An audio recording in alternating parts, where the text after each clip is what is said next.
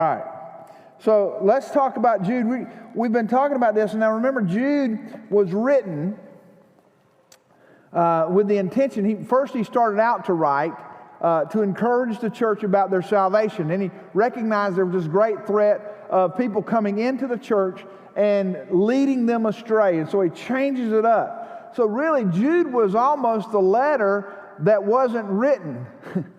But it did get written, and it got written for a specific purpose, and that was to talk about the fact that, hey, you're at risk. There are people in there changing up the gospel. And remember now, apostasy is not just moving out of the faith into atheism or agnosticism. Apostasy is changing the gospel to be something other than what the gospel is. And that's what apostasy is. So we're looking at that. So today, the title of our message is going to be called The Faces of Rebellion. The Faces of Rebellion. And it's going to be found in Jude verse 10. Remember, there's only one chapter in Jude, all right?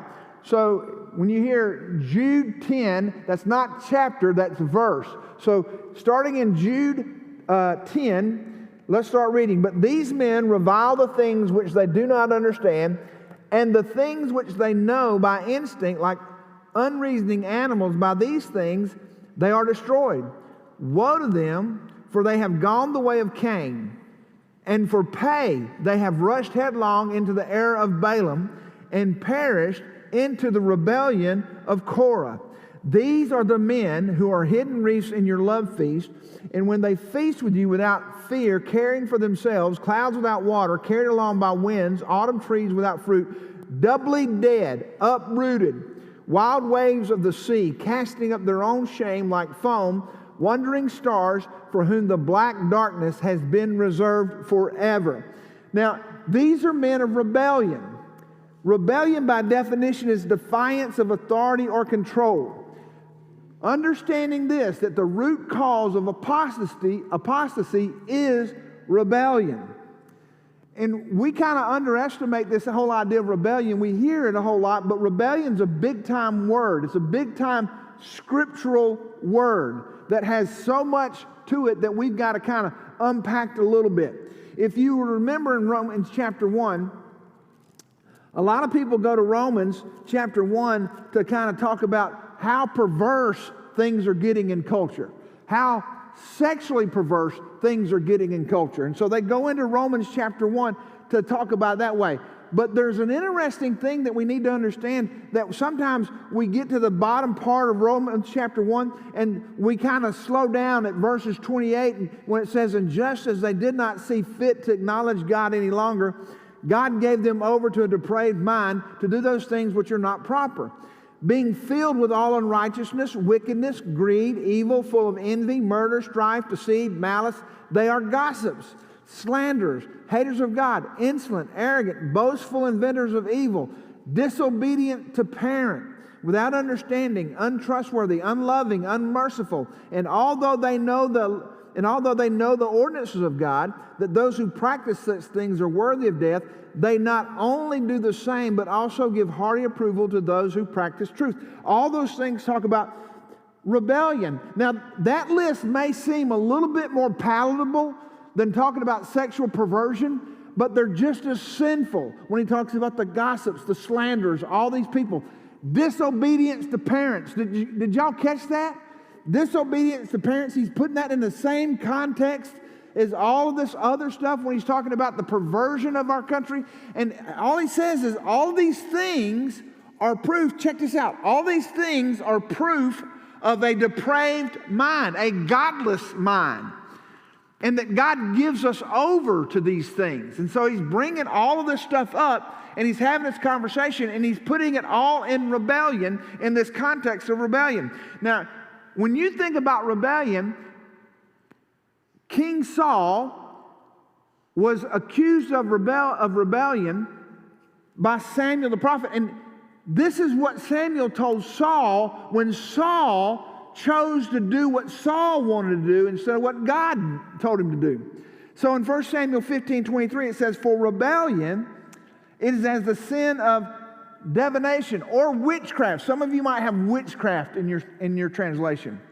And insubordinate is an iniquity and idolatry, because you have rejected the word of the Lord. He has also rejected you from being king. So here's what rebellion does. Rebellion is the practice of life as though God doesn't matter. See, biblical or spiritual rebellion is to know the will of God and refuse to do so by trying to create an alternative way. Now, this is interesting. Now, you got to watch this. It's not saying God doesn't exist. It's not saying that God doesn't matter. What it's saying is, God, I know who you are. I know what you want, but I'm going to do what I want. And other than that, I'm going to do it my way. Now, nobody in here has ever done that. So let's talk about other people. Okay, because we would never do that in here. I mean, I'm just sure nobody in here has ever said, hey, God, I know who you are. I know what you want, but I'm going to do it my way. Okay? So let's talk about the people who aren't in the room today. Let's talk about the people online. No, I'm just kidding. So here's the issue. In Jude 5 through 8, he describes the issue that goes on there. And we're reminded that God didn't tolerate that behavior in another time, and he's not going to tolerate it in our life now, in my life and in your life. So in Jude 5, listen to what he says. Through whom we have received grace and apostleship to bring about the obedience of faith among all the Gentiles for his name's sake, among whom you also are called Jesus. To all who are beloved of God in Rome, called as saints. Well, I mean, are y'all not reading where I'm reading? I just was reading in Romans. Y'all failed that test. Nobody stopped me. Y'all don't know your Bible, and that bothers me. Jude 5. Now I desire to remind you, though you know all things once for all, that the Lord, after saving people out of the land of Egypt, subsequently destroyed those who did not believe, and angels who did not keep their own domain, but abandoned their proper abode, he has kept in eternal bonds under darkness for the judgment of the great day. Just as Sodom and Gomorrah and the cities around them, since they, in the same way as these, indulged in gross immorality and went after strange flesh, are exhibited as an example in undergoing the punishment of eternal fire. Yet in the same way, these men also by dreaming defile the flesh and reject authority and revile angelic majesties. But Michael, the archangel, when he disputed with the devil and argued about the body of Moses, did not dare pronounce against him a railing judgment, but said, the Lord rebuke you. Now here's what he's saying here. He's saying, I didn't tolerate rebellious behavior in my angels. I didn't tolerate it in Israel. I didn't tolerate it in Sodom and Gomorrah. I didn't tolerate it when there was a dispute over what was going to happen with the body of Moses. I didn't tolerate it in all these people and all these creations. So here's what he's telling. Here's what Jude is telling these people that he's writing this letter to. God didn't tolerate it in any of their life. He's not going to tolerate it in our life. He's not changing his mind on this issue.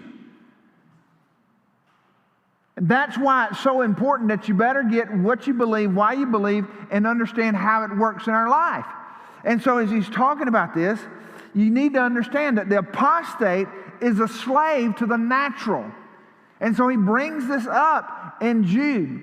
He says in verse 10, but these men revile the things which they do not understand, and the things which they know by instinct, like unreasoning animals, by these things they are destroyed.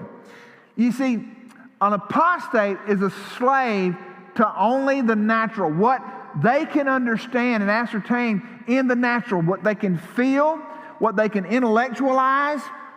That's their slave. Their instincts, that's where they are. They're not going to deal with what they can't understand, and they don't recognize what's happening in the spiritual realm because they're all natural. 1 Corinthians 2:14 and 16, but a natural man does not accept the things of the Spirit of God, for they are foolishness to him, and he cannot understand them because they are spiritually appraised. But he who is spiritual appraises all things, yet he himself is appraised by no one. For who has known the mind of the Lord, that he will instruct him? But we have the mind of Christ.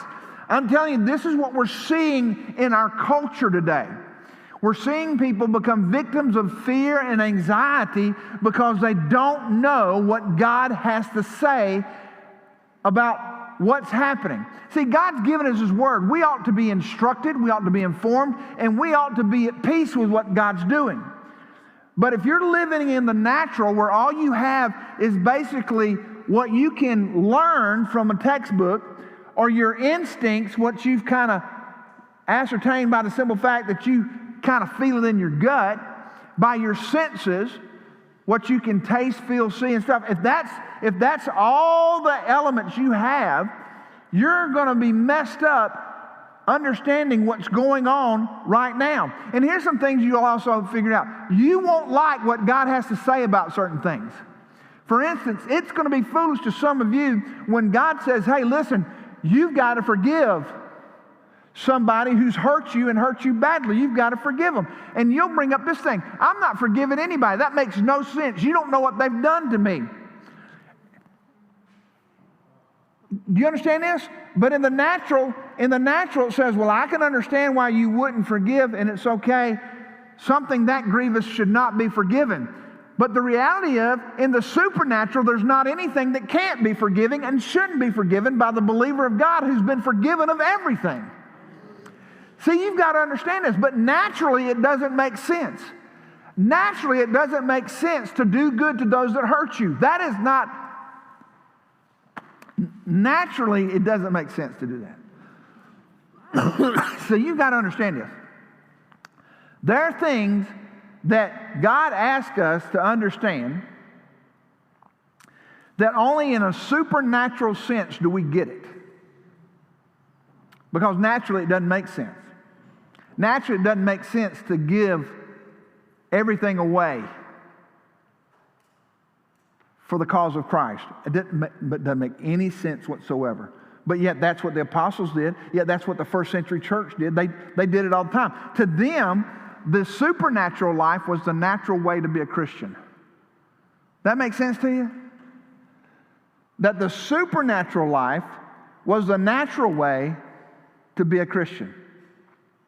Unfortunately, we say the natural life is the natural life to be a Christian, which is all messed up.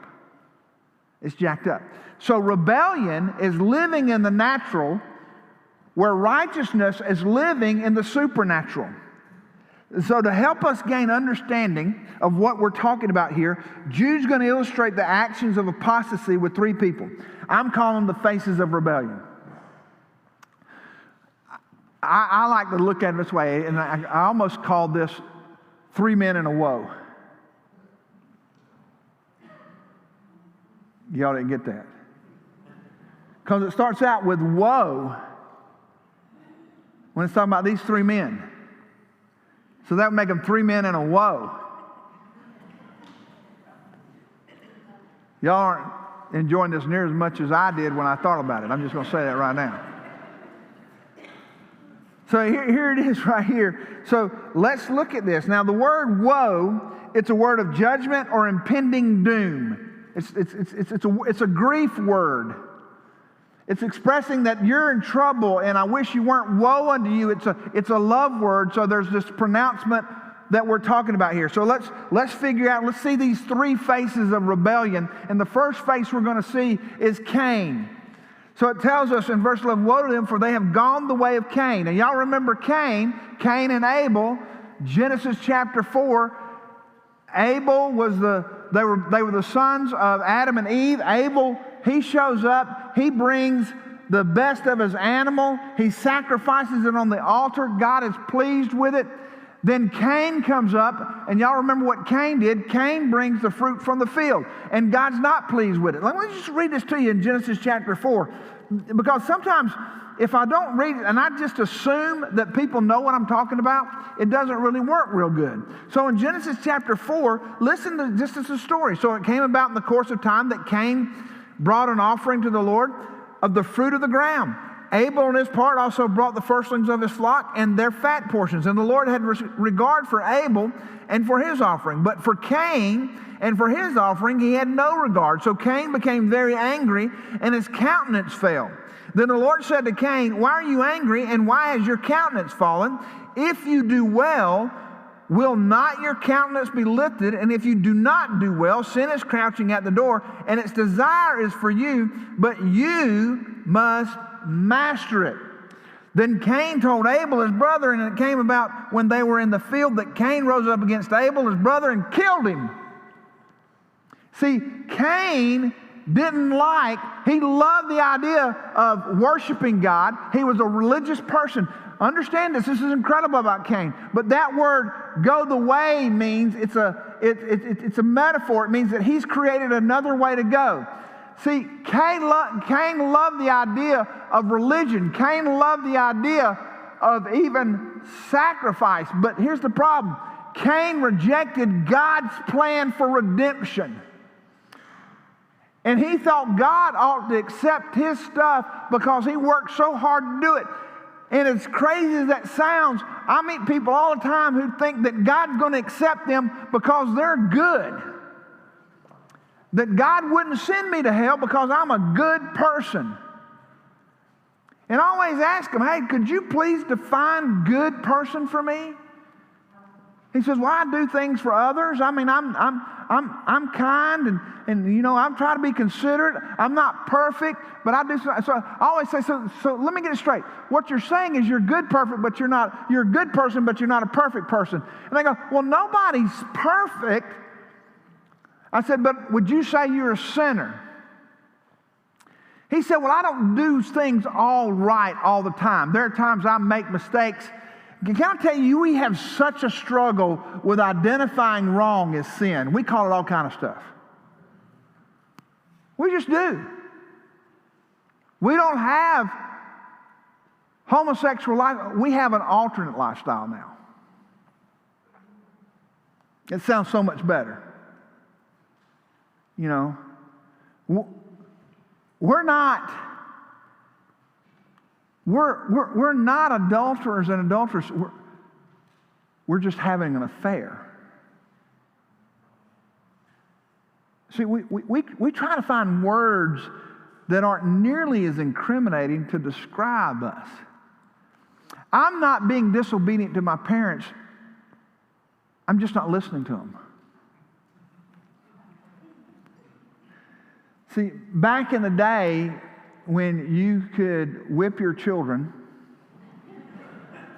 spank, whatever. And again, y'all have heard me say this before, but you know, people say, well, I've never had to spank my children.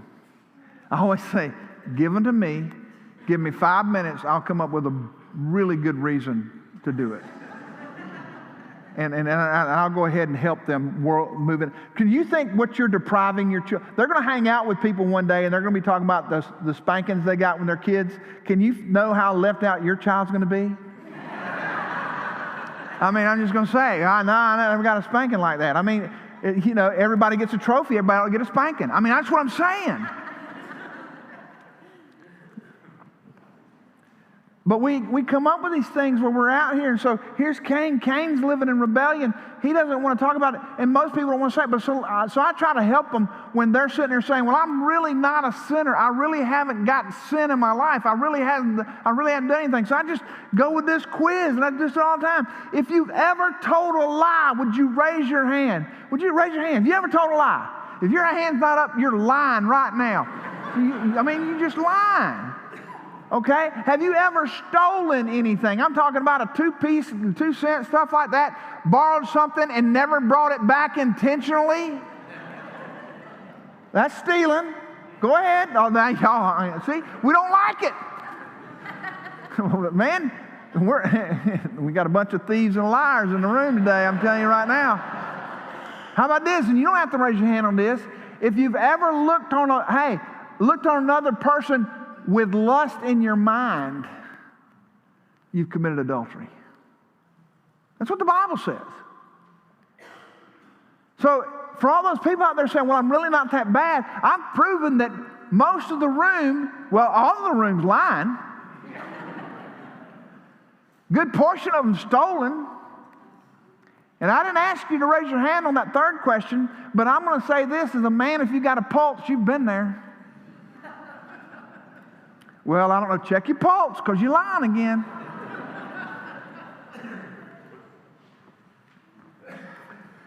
See, we don't like to get to the point, yeah, but that's not really sin. It's just us being, no, that's sin. And that's what Jesus died for. But what Cain didn't like is he didn't like the idea of blood being shed on his behalf. And that's the same issue we have today with the way of redemption. We don't like the way of the cross. We don't like the way that God calls us to. 1 Corinthians 1:23 says, but we preach Christ crucified, to the Jews a stumbling block, and to the Gentiles foolishness. So Cain rejected God's plan of redemption by blood in favor of redemption by works. You see, in salvation, this is what gets us. Everybody loves the idea of going to heaven. Nobody wants to go to the cross. But it's through the cross, the foolishness of the cross. And here's the deal. If you think the cross is foolish, pretty soon you'll get to where service is futile.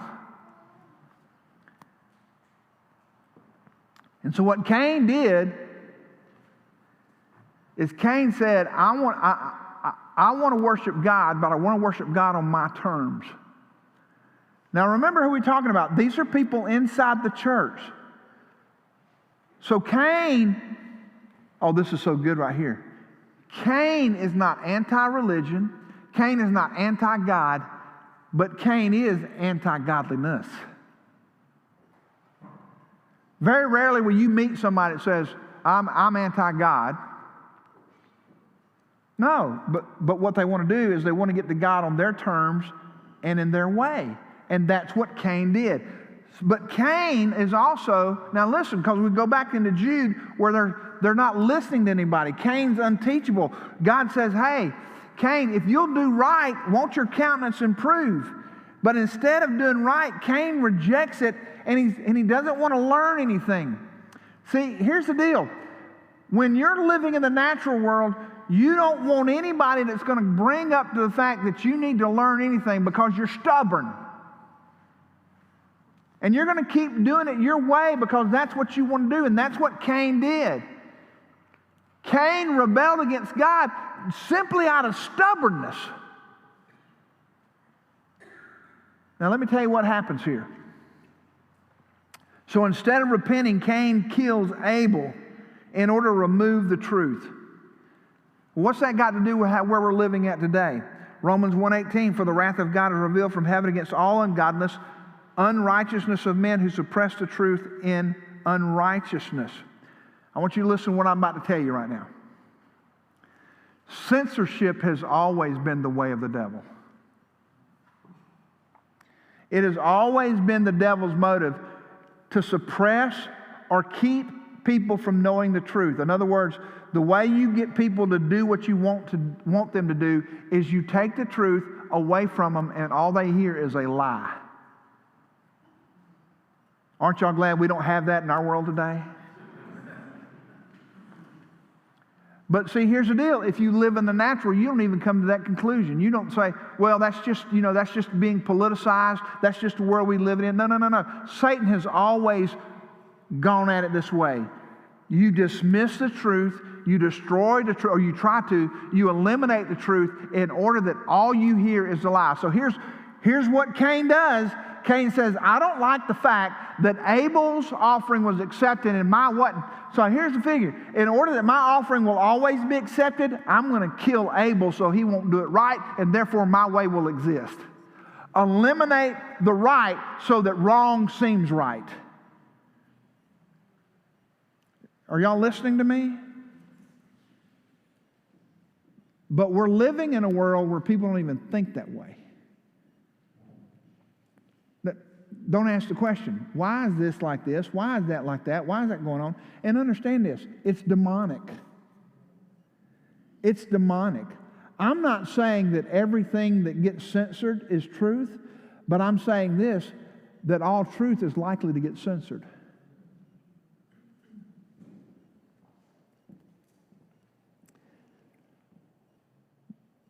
And so that's the way of Cain. Let me ask you something. You say, well, Bucky, how does that do in my life? Do you find yourself getting angry at people that adhere to truth?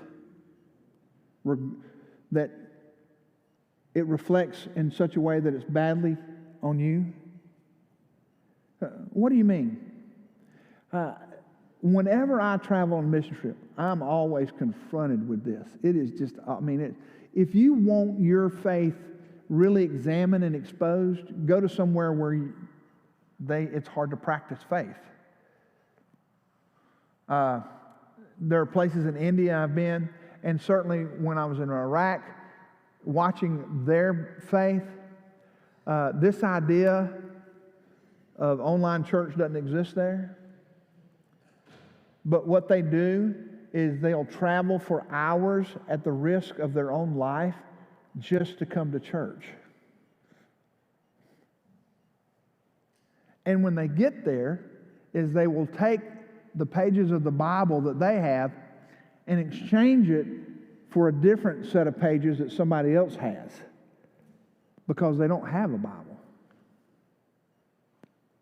And then, listen to what they do. They'll sit on the floor for hours in testimony, in teaching, and in praise and worship. For hours. And then when they're done, they'll have to wait till it gets dark again, because usually they start late in the evening when it's dark. And if they aren't done while it's still dark, they have to wait till the next day until it gets dark again, so those that had to travel the greatest distance can do it under darkness so they wouldn't be discovered. Now, if I have the attitude of Cain, you know what I'm going to do? Well, so many people are idiots. That's not how you worship God.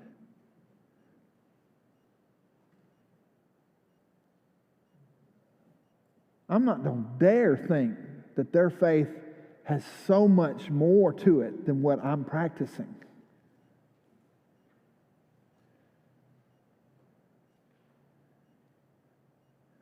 See, here's where we have to be careful in America especially.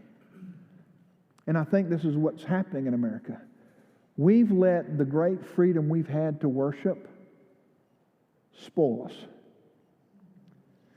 We've made gathering to worship as an option. They saw it as a necessity. They would give their life for the Word of God, for the teaching of God, for the fellowship of the believers. And when I'm in that presence, and if I had the spirit of Cain, it makes me mad.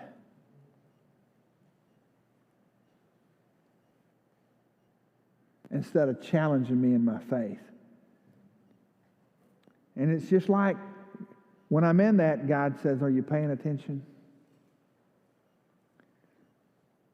See, the spirit of Cain doesn't like to be challenged in our faith. The spirit of Cain says, you have no right to challenge me. As a matter of fact, if you challenge me, I'm going to attack you. I'm going to fix it where nobody will listen to you ever again. That's the spirit of Cain. Or, if the spirit of Cain exists, then I ain't going to that church no more. That boy ain't talking to me like that. And we live in an age now, well, I mean, you get lit up on social media or something. But see, when we talk about Cain in Genesis and look at it and go, man, that's a real story. But now, if you take the practical application of Cain and you put it in your life and you ask this question, when I'm confronted with strong faith and it exposes weakness in my faith, do I get mad or do I get broken?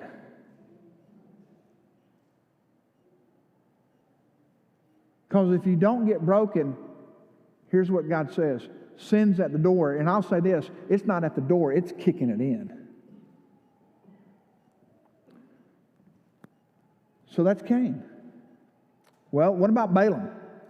Well, it says, and for pay, they have rushed headlong into the error of Balaam. Now, Balaam, he's found out in Numbers 22 and 24. Balaam tried to curse Israel. Balak the king tried to get paid Balaam, this prophet, this false prophet, to curse Israel. He tried 5 times and it didn't work. So he had to go another way in order to get his money. So what he did is he went to Balak and said, hey, here's what I'm going to do. There's another way. God won't let me curse Israel.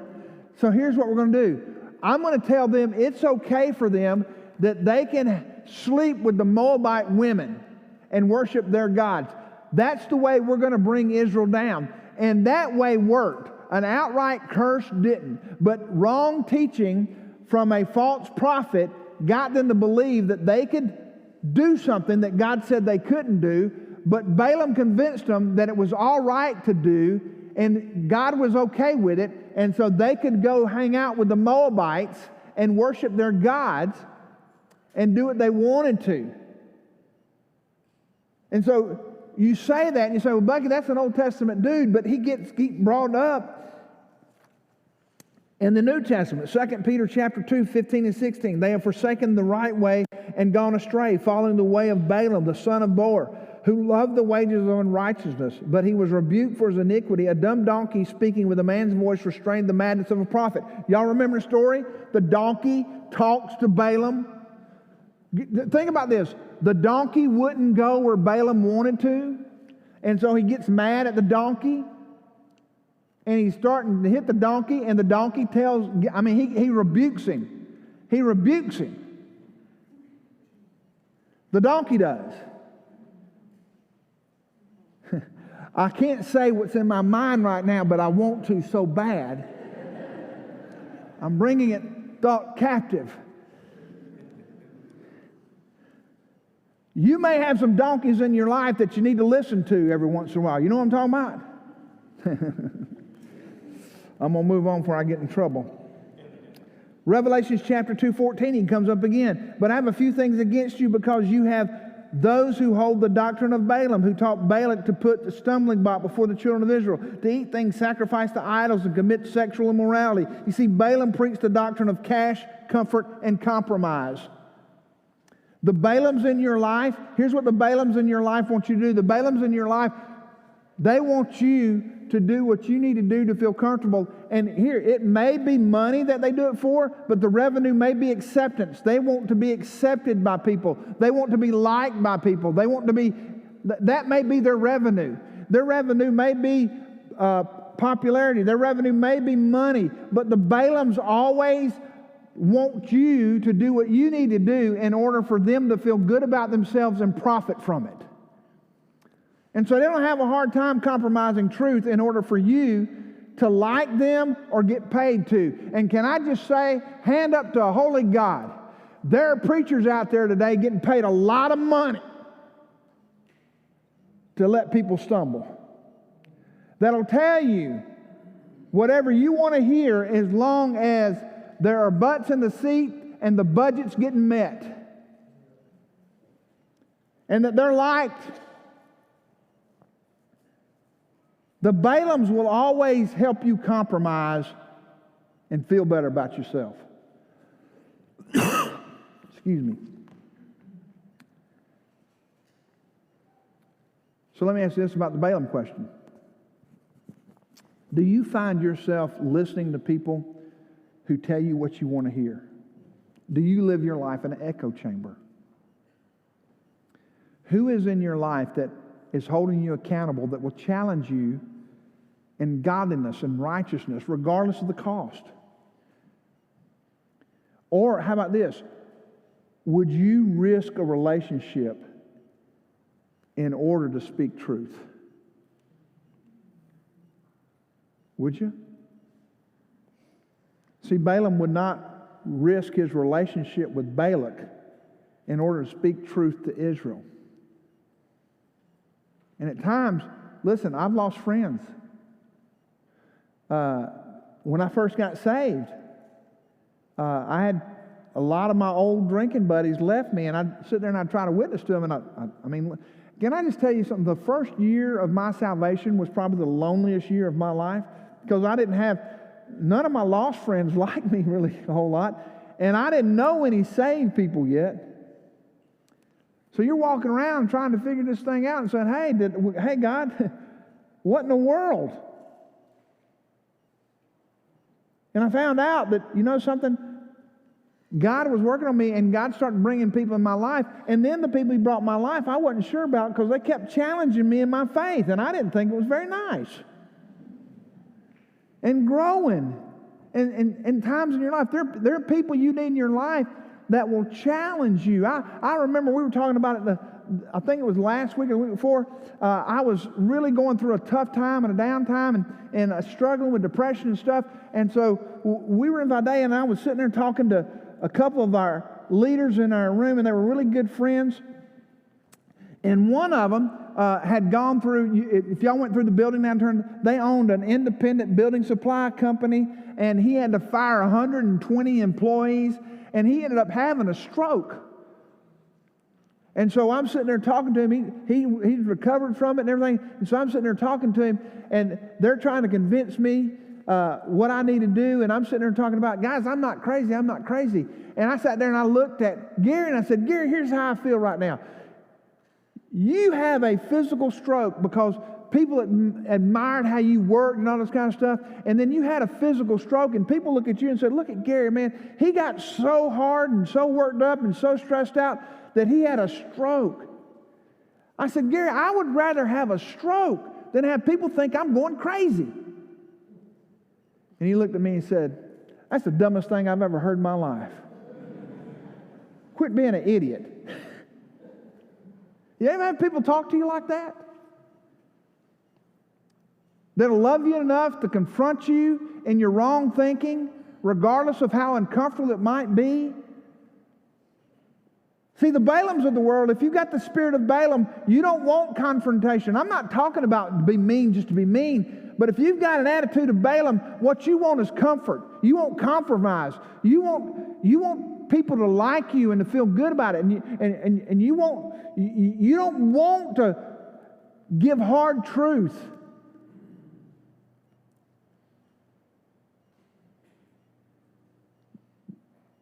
Any Balaams in the room today?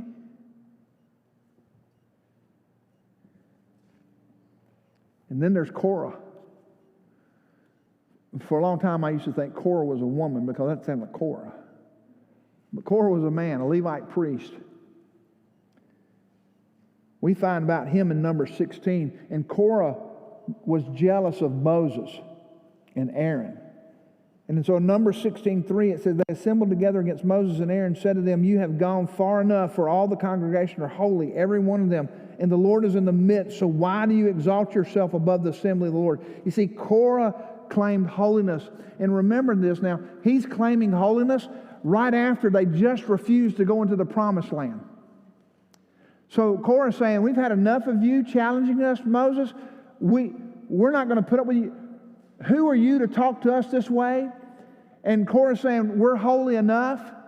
And he's really given Moses and Aaron a hard time. Moses responds, by the way, by falling on his face and crying out to God. And so the Korahs in the world will always challenge authority. They'll always seek to usurp authority. Jude 16 describes the Korahs. These are grumblers, finding fault, following after their own lust. They speak arrogantly, flattering people for the sake of gaining an advantage. Those are the Korahs. Grumblers, complainers, gripers, finger pointers. The Korahs are the ones that will always come up. And here's what Korah had no idea, no regard for the call of God on Moses' life. Korah was sitting there and going, hey, Moses, who died and made you king? And the reality is, it's, hey, Moses, the living king made you leader. I tell people this all the time. You can doubt my calling, but God help me if I ever doubt my calling. I was recently reminded of calling and the idea. I was being interviewed by a student at Truett, and she asked the question, she said, how did you, and it was for a theology class, how did you choose your career? I said, I didn't.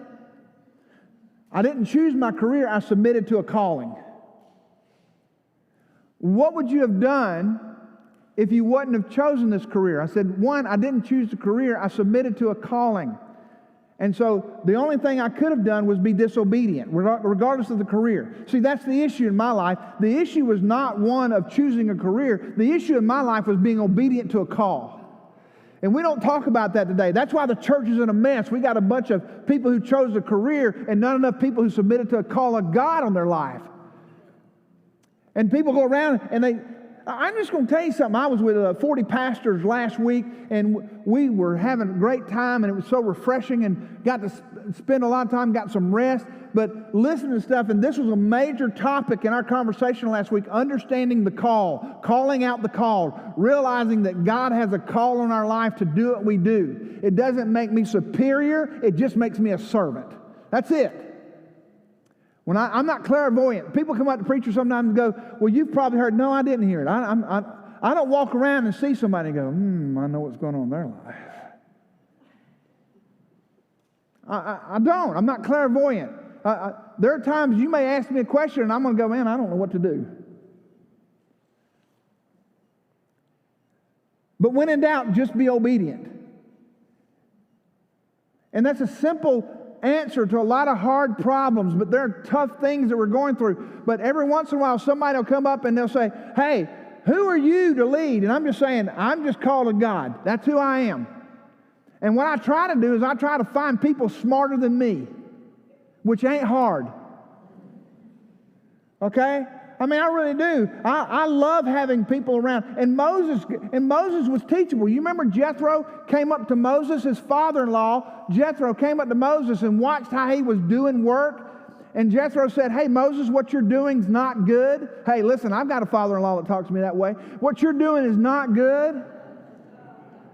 He's watching. I love you, Raymond. But can I just say this? That you ought to have people in your life. And so here's the humble leader. He's being confronted by an arrogant person. And so in humility gets on his face. But can I tell you something?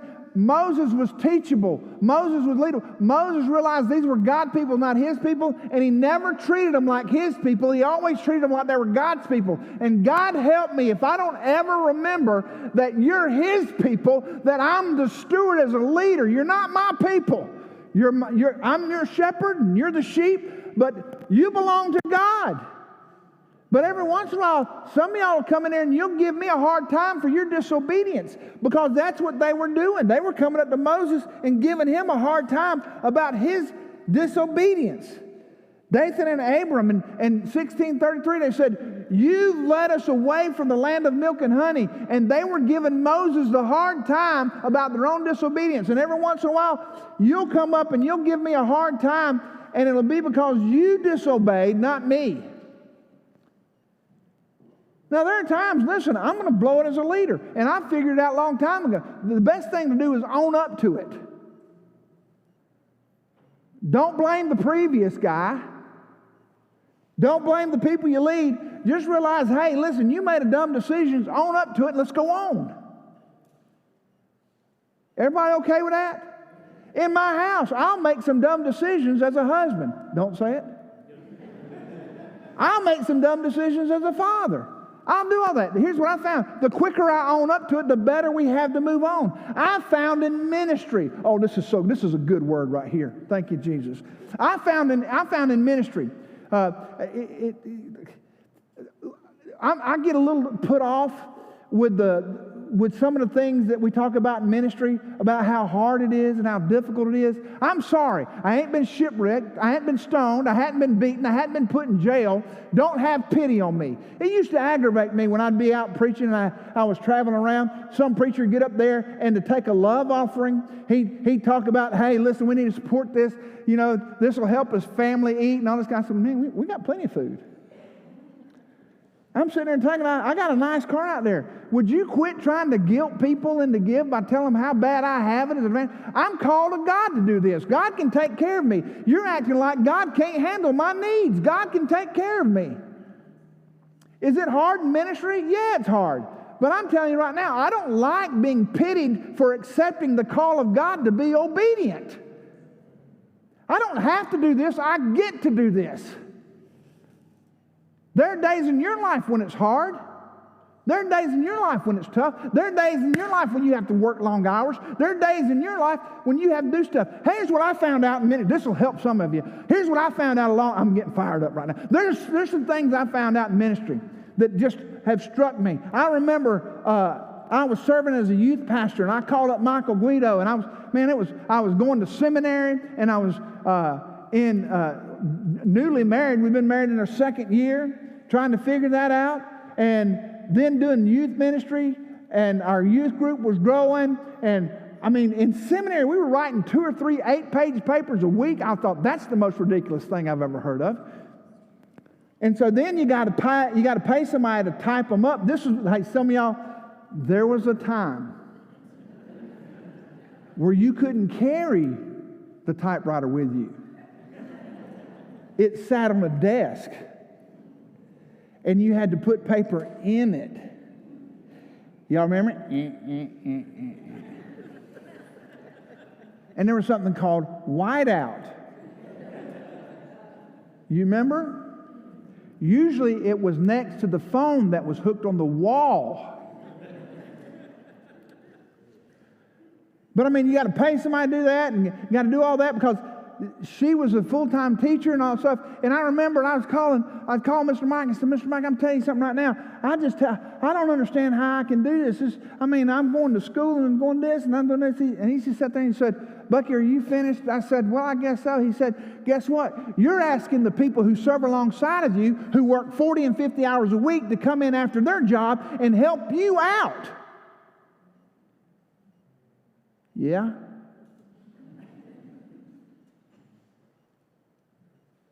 He said, you better understand this. God called you.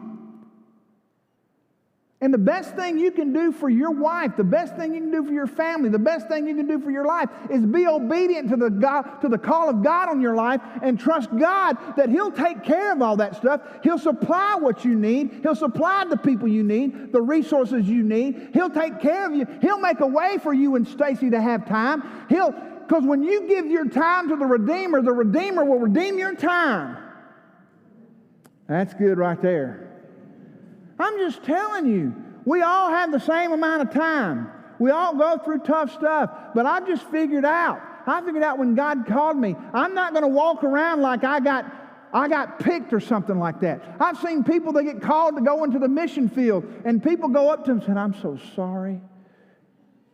They're being obedient. Encourage them in their obedience. Don't feel sorry for them. They ain't got the plague.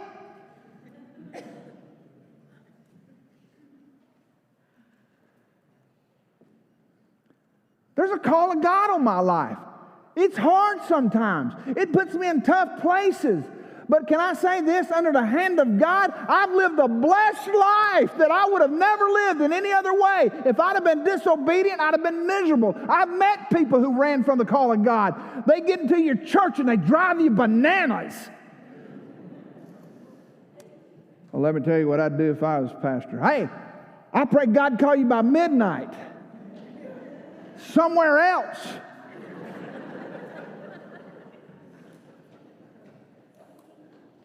I'm just telling you, I know it's tough, but can I tell you something? When you're living under the call of God in your life, some of you have been called to do some things in your life. It may not be vocational ministry like this, but there's a call on your life to minister. Can I tell you what the enemy wants to do? He always wants to put people in your life that will discourage you from that call, distract you from it, give you 8 things. I'm telling you, if I see one more list of what you've got to do to be a perfect father, husband, pastor, mother, whatever else, I'm going to puke on the list. Let me give you a good list. Be obedient. Just be obedient. And just realize there are going to be Korahs in your life that are going to come up and say, you can't do that. You're asking too much. No. Listen, God help, if the church has been anything today, we've been under-challenged. Under-challenged.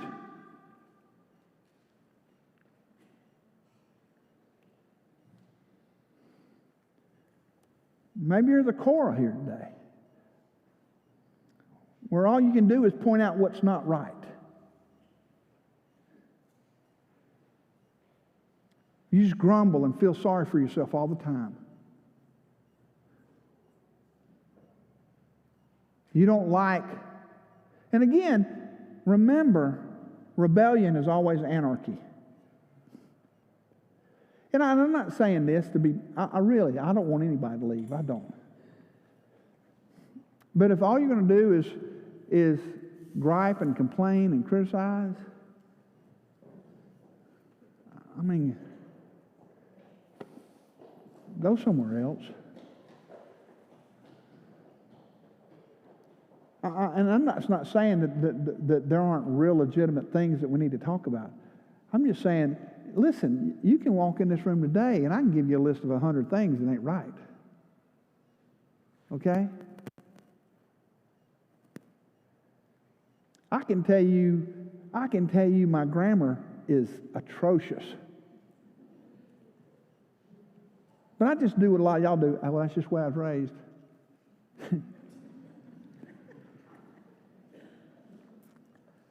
I mean, there's a lot of things.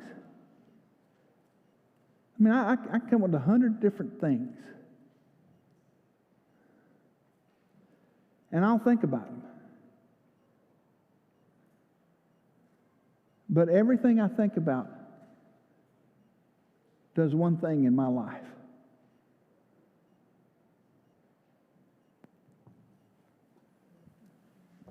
It puts me on my knees to understand and recognize I can't do this without God. He called me. He knows all my insecurities. He knows all my things. I'm just telling you something. You can't point out one thing to me that I couldn't give you 100 other things. And I'm not saying that for pity or anything else. I'm just saying because I do that. I get down with God. I'm just telling you this morning I was tired. I was tired. We spent all week, and it was a great week. And then I had to, and I wanted to, didn't have to, but I drove down to Midville for something that they were doing for my dad. My sister really wanted me to be there, and so I went there. But it meant that I was home. So I got home last night, and then the Braves kept me up.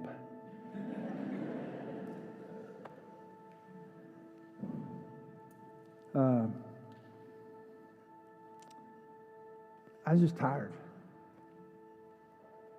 And so I got up, and so I'm looking over my message, and then just being honest before you. I was going, God, I can't. I don't have the time in prayer with you this week.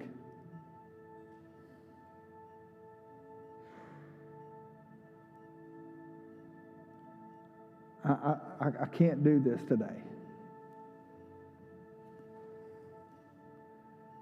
I can't. I want to, but I can't.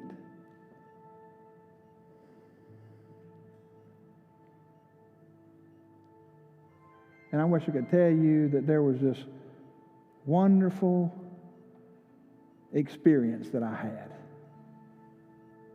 I didn't. Matter of fact, it felt like, you're right, you ain't done nothing. You're a sorry dog.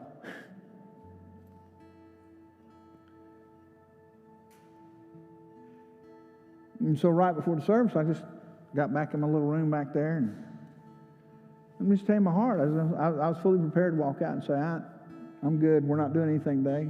Because I'd rather do that. Y'all don't need to hear from me. Y'all need to hear from God.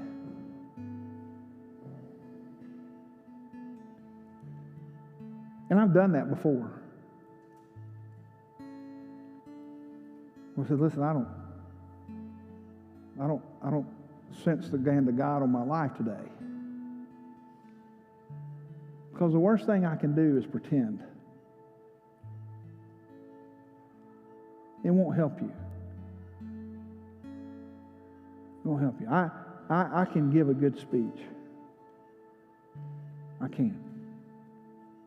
But I can't give a word from God. I can't. Not to help you. And see, if I did that, then I'd be like Balaam. And that's where God got me this morning with Balaam.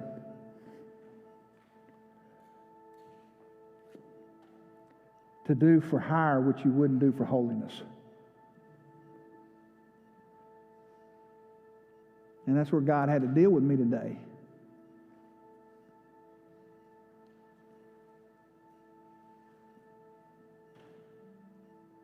Drove me straight to my knees.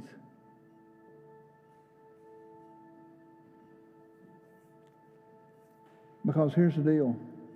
If you do it for money, let me tell you what you'll give place to. You'll always give place to the Korahs, the people you can never please, no matter what you do. And I'm not talking about people who have genuine concerns. I'm just talking about gripers and bellyachers. Please hear me. I'm always up for good, concern, constructive criticism. I'm up for that because I want to be right. Okay, I don't want to just get up here and mess around. If there's a better way to do it, let's do it. Okay. But if you don't have a better way, just hold on until God gives you the way and then bring that to me. I got enough of the problem side. I need the solution side. Okay? Just like you do.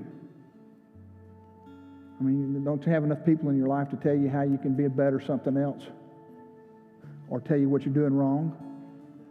You got enough pointer-outers, but you don't have enough picker-uppers? The people that can point out wrong, but they can't pick you up to get there? You got them in your life?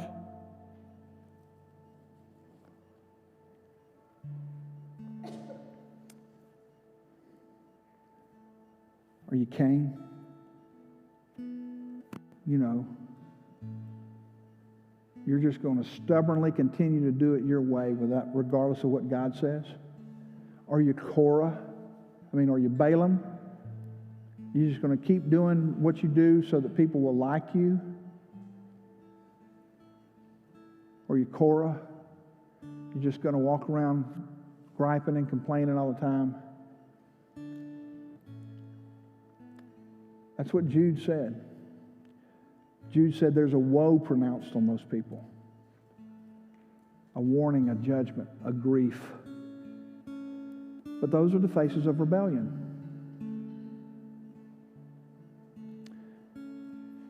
And it would have been a great day today if I could have just made it without my face landing with Korah's name.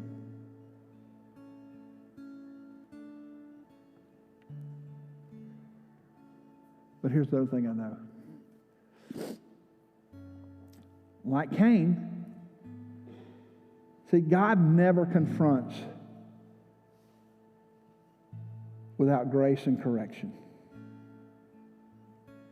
The only reason God would bring up Korah to me is because He gave me grace to move on.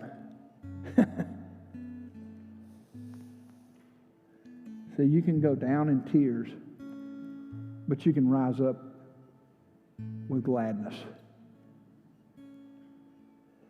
See, I could have been like Cain and